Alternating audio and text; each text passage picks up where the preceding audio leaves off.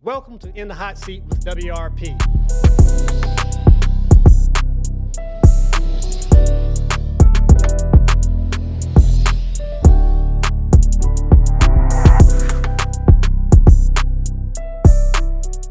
Welcome to In the Hot Seat with WRP, where our mission is to inspire entrepreneurial thinking through engaging conversation.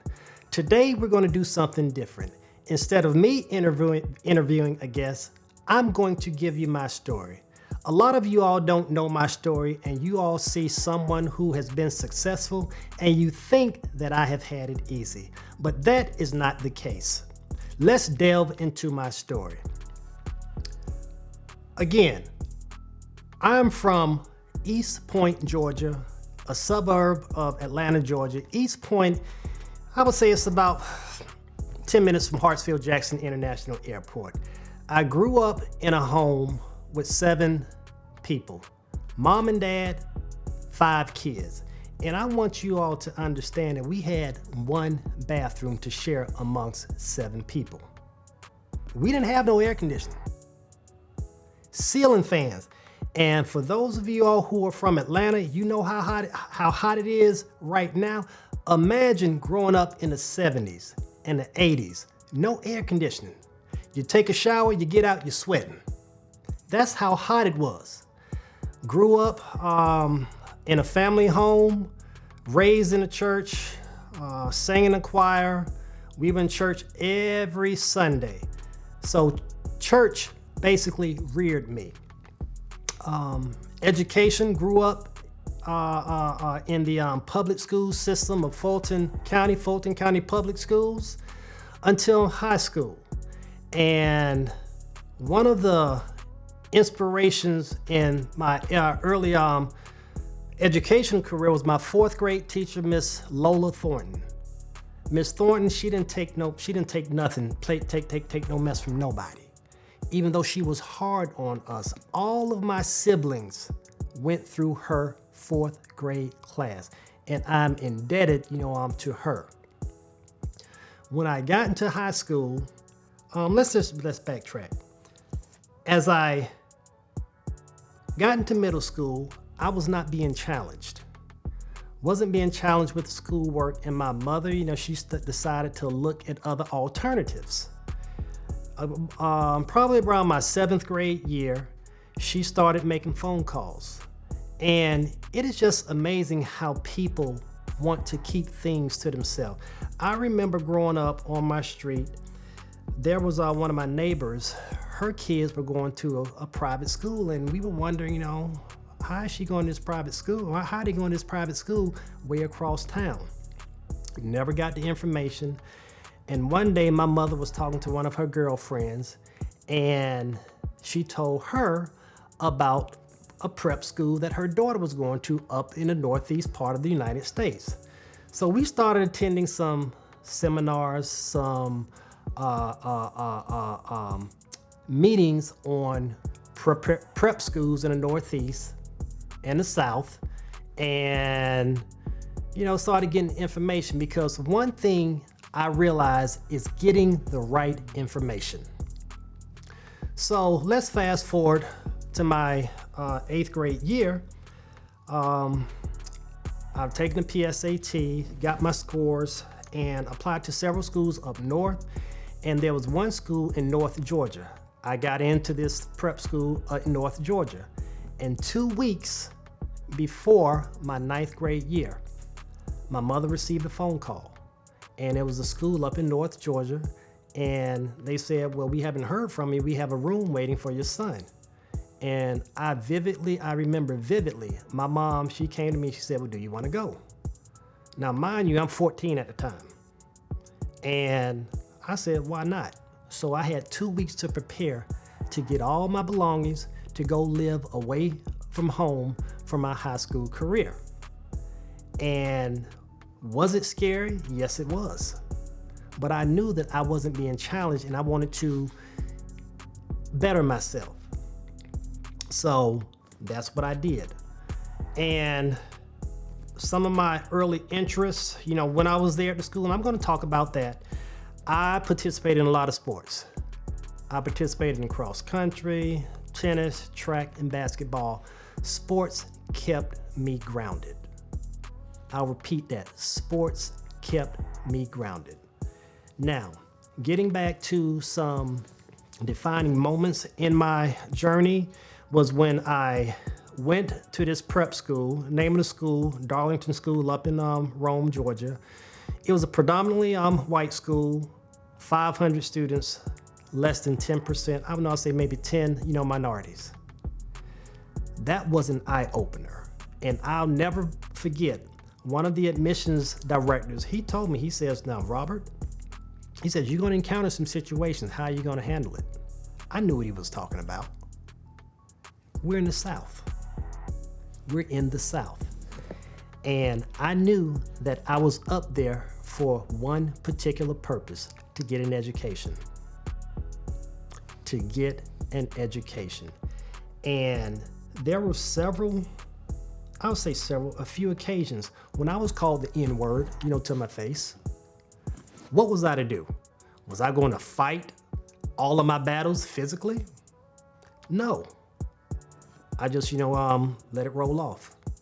Because had I retaliated, that could have been a way to get me up out of that school. And the classes, no more than 15 students per class.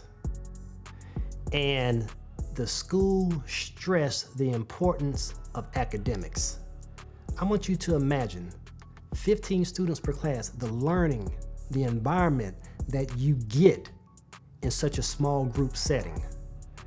And I enjoyed those years being away from home.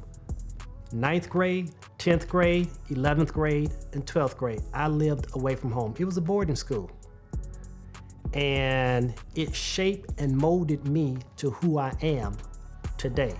Because the world is not just black or white. You have to assimilate with all types, all colors of people. And it made me to who I am today. Another defining moment in my life is when I got accepted to Georgetown University. I didn't know nothing about Georgetown.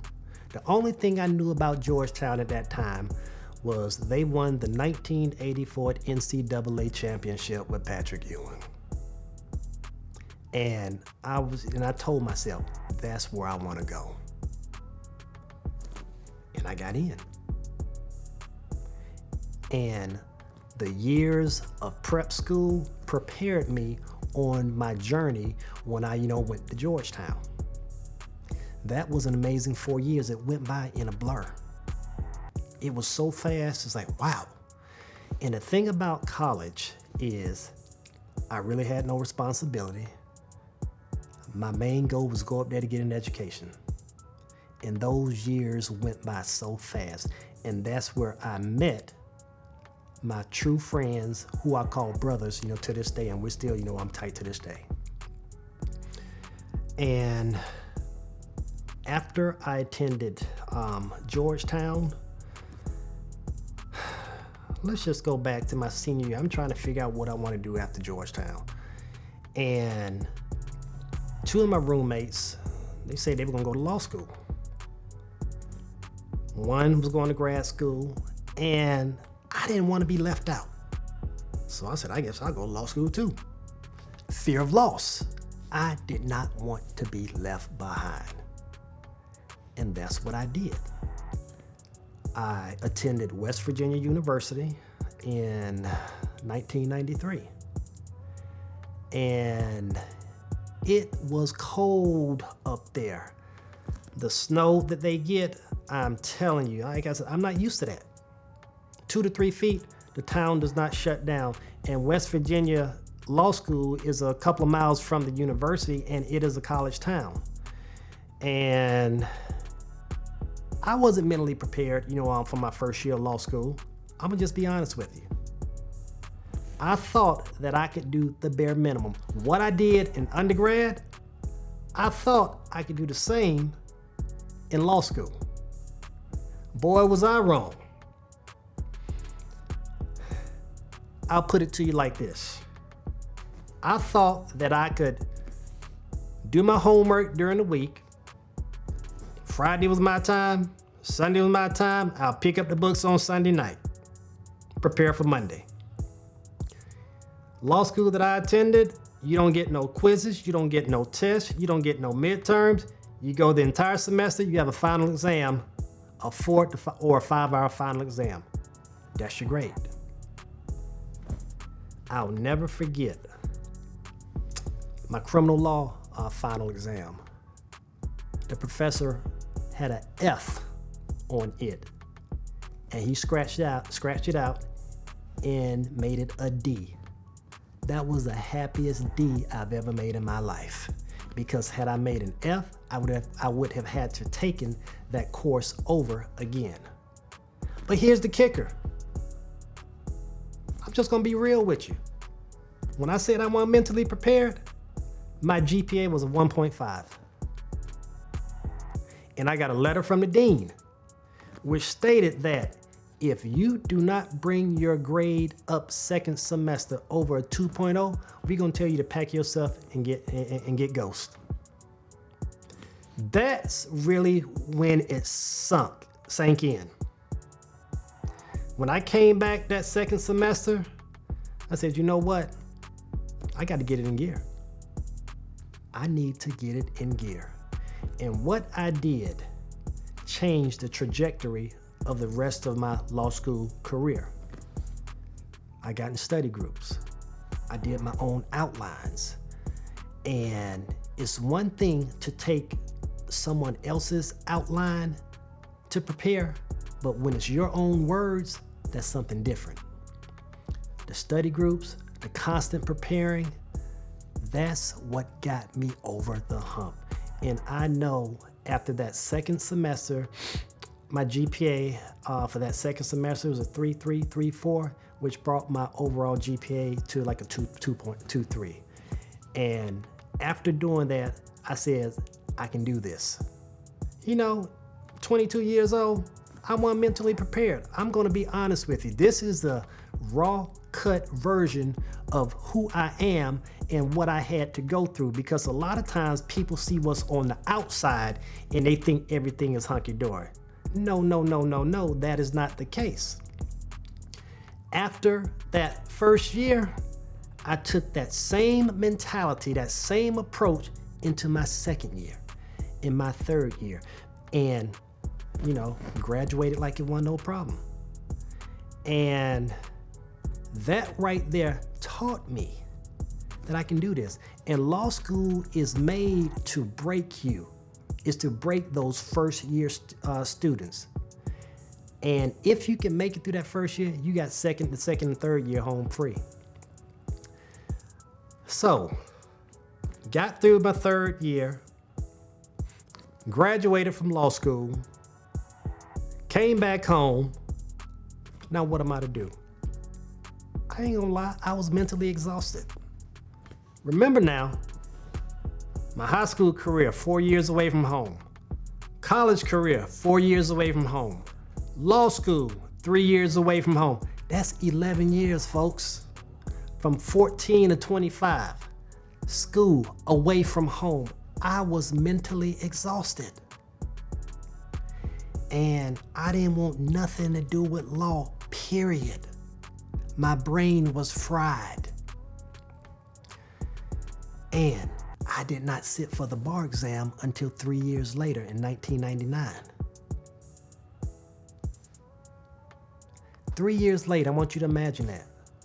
Now I'm 3 years removed from being in the classroom. Took a review course.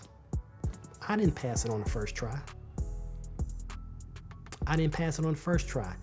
And so now I'm thinking, I need to get a job. I need to do something.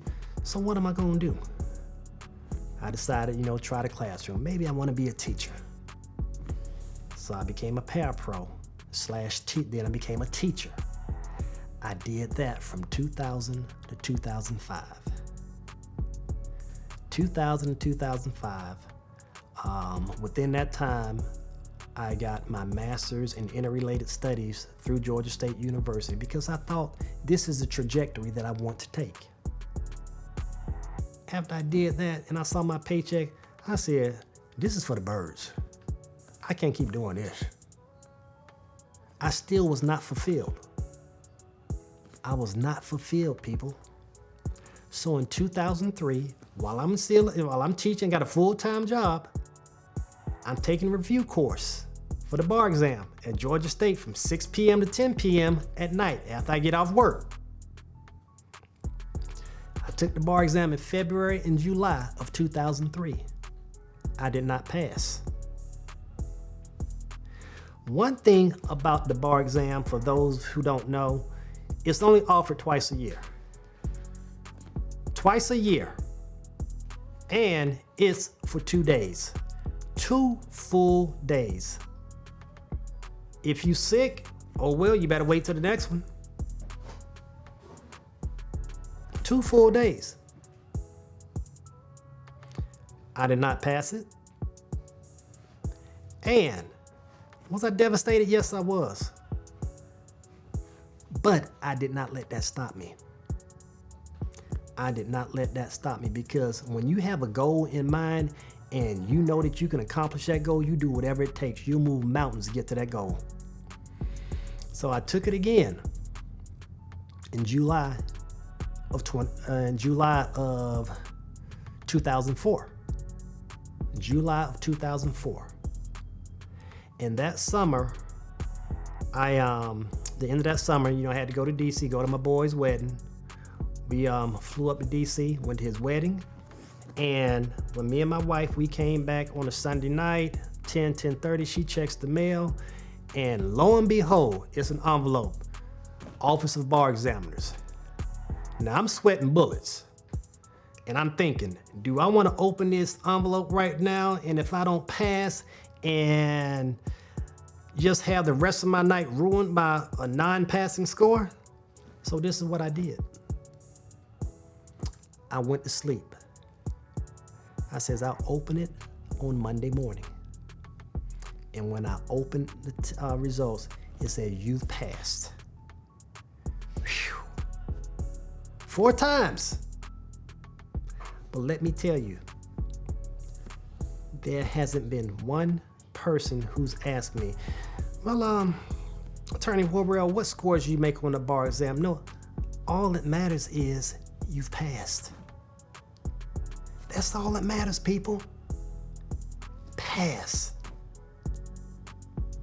And I was ecstatic.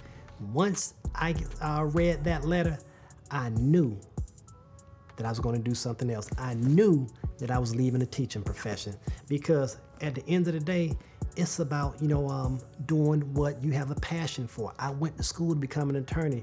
I didn't go to school just to stay in the classroom. We hope you're enjoying the information you're getting from the channel. Please stay tuned and In the Hot Seat with WRP and subscribe. Now that I passed the bar exam, now that I know that I'm leaving the teaching profession, now I can start doing what I went to school for. So my first professional milestone, passing that test. That test is a beast. And I'll never forget my boy, William Whitner. When he took the exam, I asked him for some advice, and he said, you have to block out everything for 2-3 months and just study for that test. You can't have no outside influences hindering your preparation for it. Going to the movies, hanging out, your job is to study for that test. And that's what it was. That's what it was. I know that that's easier said than done, but when you have to work, you have to pay bills, sometimes, it gets to be a problem. But that was the key to me passing it. I just studied like there was no tomorrow. That's all I did. And my first job as an attorney, I got hired as a closing attorney.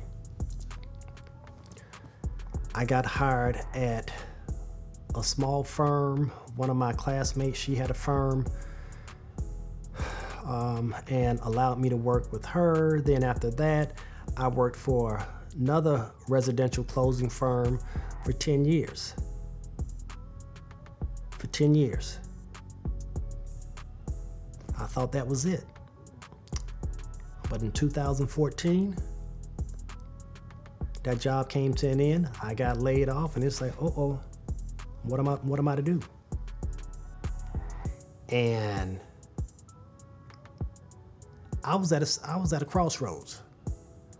But when you build relationships that are sound, and you have people in your corner, nothing can hold you back.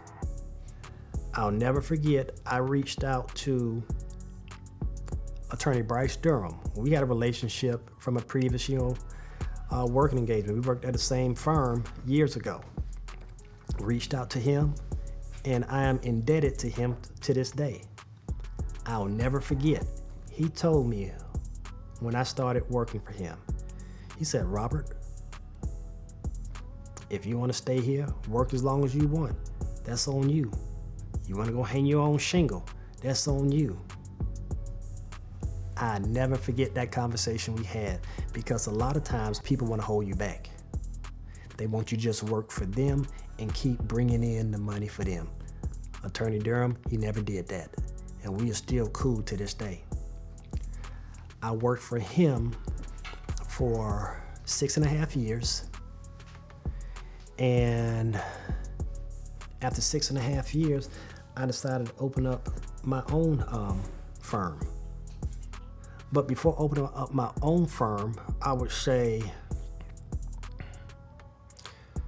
2 years before opening up my own firm, I had a stint working in a construction company. I did that because I needed money coming in on a consistent basis. I did that, but I wasn't happy. I wasn't making the money that I knew that I needed to make, but it was a pit stop. It tied me over. So I did that for 2 years before opening up WRP Law Group. I opened up WRP Law Group in 2021 in the middle of a pandemic. Was I nervous? Yes, I was. Yes, I was. Because now it's on me. I don't have nobody cut me a check every week or every 2 weeks. It's on me. If I don't generate no business, I don't eat.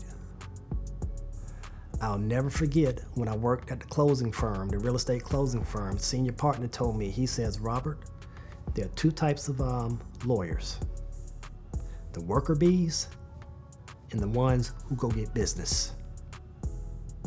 Worker bees, they're good. They're not going to generate revenue. He told me, if you know how to get business, you'll never have a problem eating. I took that to heart. I took that to heart. And when I was at Durham Law Group, that's what I did. Generated business. And I knew if I could do that, I could do it on my own. So I opened up in 2021, and yes, I was scared. A good scared though, because I knew if I could do it for somebody else, I could do it for myself.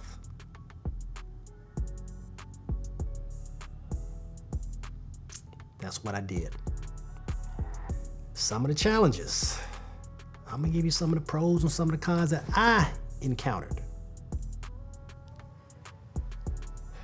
You have to get that pipeline rolling first.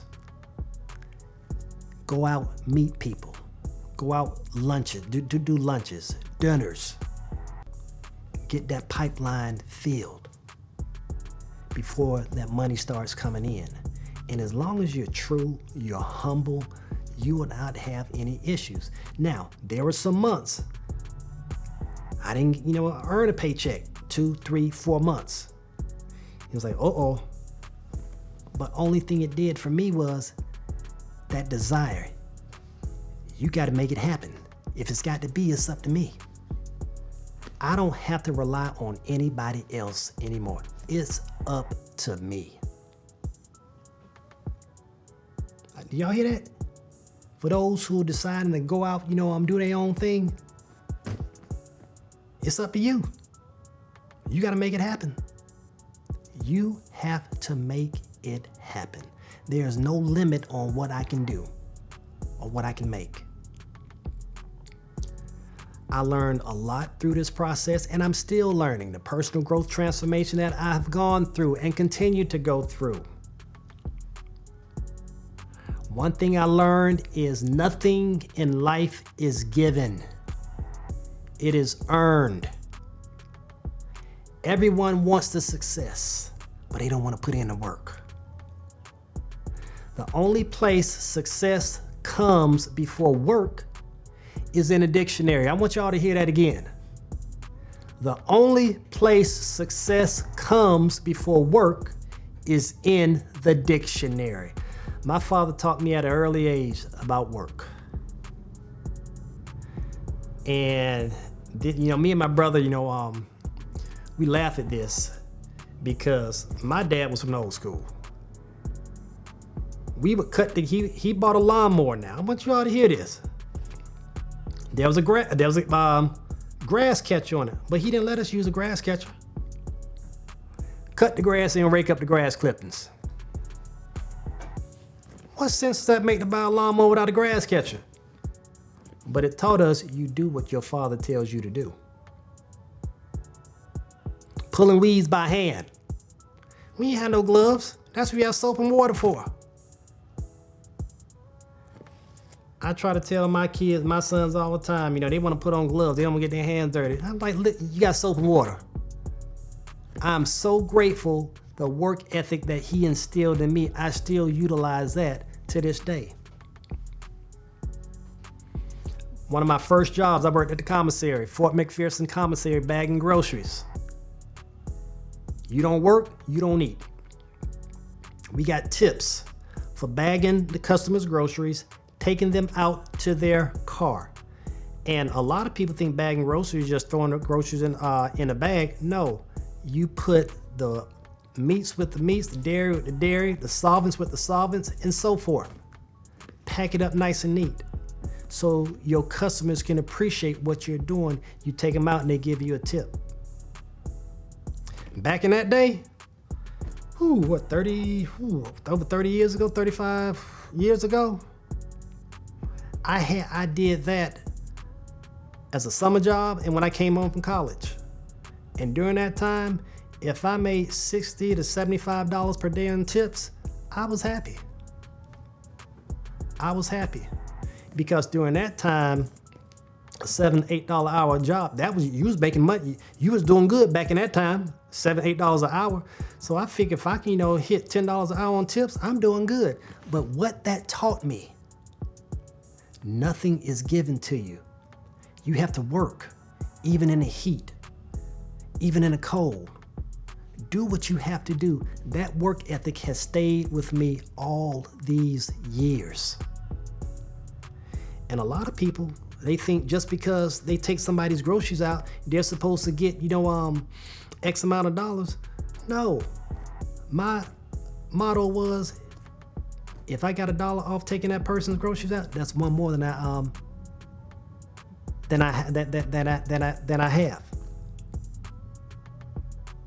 Now I have my regular customers who give me $2, $3, $5 taking their groceries out. But it's all about the hustle, the work ethic. Working at the commissary taught me resilience. I've overcome adversity throughout my life. I told you about when I was attending high school, how I was called the N-word a few times. Overcoming resilience, sitting for the bar exam, not giving up. But what kept me going is looking at the next person. If that person can do it, I can do it too. What makes them so different from me? Now, had I given up after the third try, I wouldn't be an attorney right now. Nothing is given to you. It's earned. I was listening to the CEO of NVIDIA Corporation. It was a few weeks ago. It was a news clip, and they stated that he spoke at Stanford's University graduation. And for those of you all who don't know, NVIDIA is a hot stock right now that has just exploded. The CEO of NVIDIA, Jensen Huang, and I'm paraphrasing what he said to the graduates. He said, "I wish upon you ample doses of pain and suffering. Greatness comes from character, and character isn't formed out of smart people. It's formed out of people who have suffered." Let me repeat that to you one more time. The CEO of NVIDIA, Jensen Huang, stated at Stanford University's graduation this past spring, "I wish upon you ample doses of pain and suffering. Greatness comes from character, and character isn't formed out of smart people. It's formed out of people who have suffered." What does that mean? You're going to have some failures in life. Embrace the failures. Everybody at Stanford is smart. The failures is what's going to make you who you are. The failures is going to give you character. I look at my life, going through what I've gone through, the trials, the tribulations, not passing the bar exam, not 1, not 2, not 3, but 4 times. That determines a person's character. I haven't told anybody that. I've told you. But failures. You're going to have numerous failures in life. You look at Sylvester Stallone, how many times he shopped Rocky. A lot of people told him he was crazy. If he'd given up after the 2nd, the 3rd, the 4th, the 5th, the 10th, he would not be where he is today.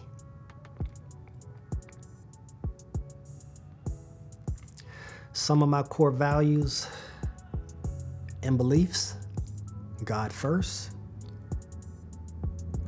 family, and everything else after that. God first, family second, and everything else after that. Without God, I wouldn't be here. I've had so many people help me, who have shaped me, who have molded me, who have put praying hands on me to be the person that I am today. God first, family, and everything else. Proper planning prevents poor performance. Proper planning prevents poor performance.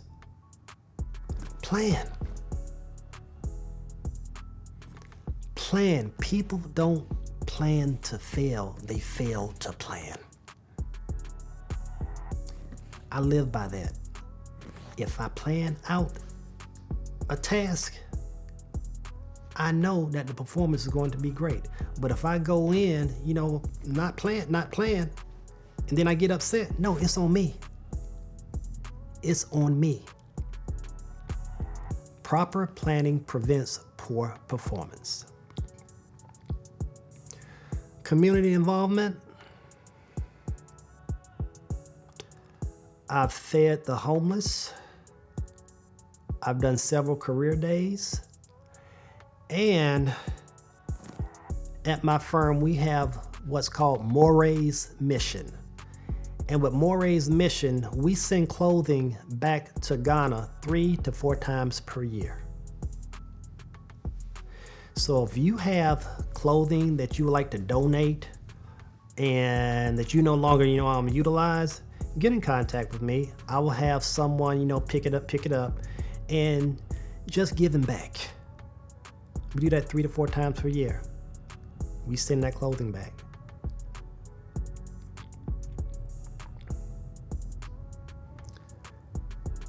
And mentorship is crucial for me at this stage in my life. I wish I had a mentor who could have guided me after I got out of law school and who basically took me under their wings and showed me, hey, this is what you might want to look at. Hey, I wouldn't, look at that too hard. What about this? What I'm doing now, I have a niece that I'm mentoring right now. She's going to be a first-year law student at UGA. And I'm mentoring another future law student. I'm basically giving them what I did not have. Paying it forward to somebody else. Paying it forward to somebody else. Mentorship is crucial for your success because you can't do it by yourself.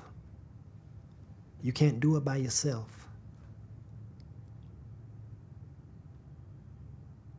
Some of my goals and ambitions, I want my kids, I want to provide them a better life by showing them that anything is attainable through hard work.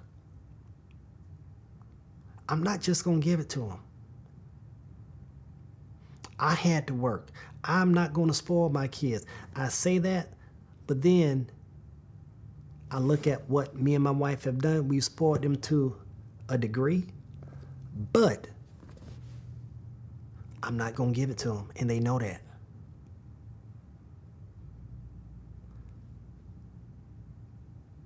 Hard work.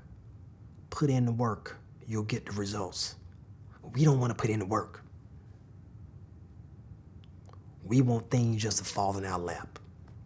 It don't happen that way. My vision for the future, if you work hard, play hard while you're alive.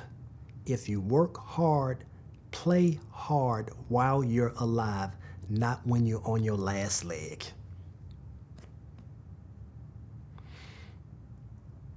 Why work all these years? You retire, then you die. If you work hard, play hard while you're alive, not when you're on your last leg. Tomorrow isn't promised. Tomorrow is not promised, people. Be humble. Vision for the world, world peace. It's attainable, but it has to be a collective effort. So, hopefully, I've given you some insight onto my journey. I've highlighted the important points in my life. So when you see me in the future on these podcasts, well, who is this Robert Worrill? I've given you a snippet of my life, my upbringing. So now you'll know that nothing was ever given to me. And with that, we are out within the hot seat with WRP.